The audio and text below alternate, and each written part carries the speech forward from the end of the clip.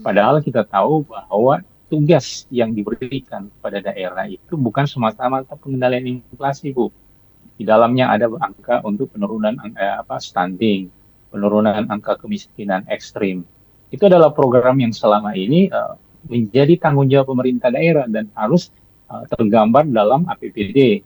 Ya, kalau sekarang ada program pemerintah pusat, MBG, kemudian Sekolah Rakyat, Koperasi Merah Putih, itu memang ada tanggung jawab pemerintah daerah yang harus ada di dalamnya.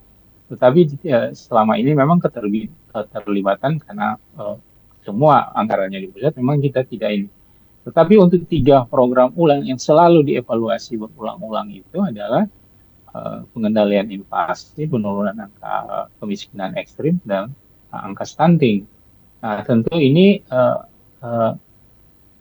kemampuan kita pemerintah daerah tentu menurun. Nah, termasuk tadi juga kan sudah sempat disentil oleh Pak Fahmi, jalur-jalur distribusi.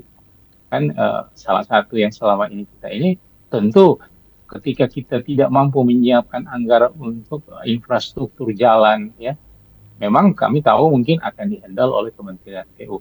Tetapi ada ruas-ruas jalan yang selama ini menjadi kewenangan baik pemerintah kabupaten maupun provinsi, itu tentu tidak kita bisa laksanakan, bahkan sekedar pemeliharaan pun kita tidak bisa laksanakan tahun depan.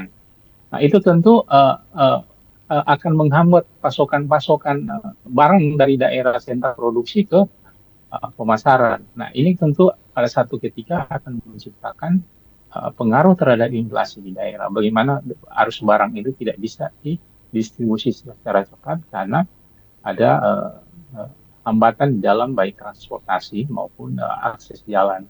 Nah, kita masyarakat kan tidak akan melihat lagi ini bahwa ini adalah kewenangan ya, pusat dan yang masyarakat tahu ketika kita bicara infrastruktur dalam rangka keterjangkauan pasokan produksi itu tentu akan melihat pemerintah daerah seperti itu. Mhm. Sehingga itulah yang kekhawatiran kami sebenarnya di Mhm. dalam bagaimana pengendalian inflasi Oke. tahun 2026 ya. Oke. Walaupun di angka-angka sekarang seperti disampaikan tadi dari BPS bahwa memang berdasarkan evaluasi malah kita selalu di bawah 5 besar ya Pak Nur untuk angka-angka inflasi ini beberapa bulan terakhir bahkan pasca efisiensi angka kita yang dirilis setiap minggu itu dievaluasi itu selalu di bawah 5 besar terendah secara nasional gitu.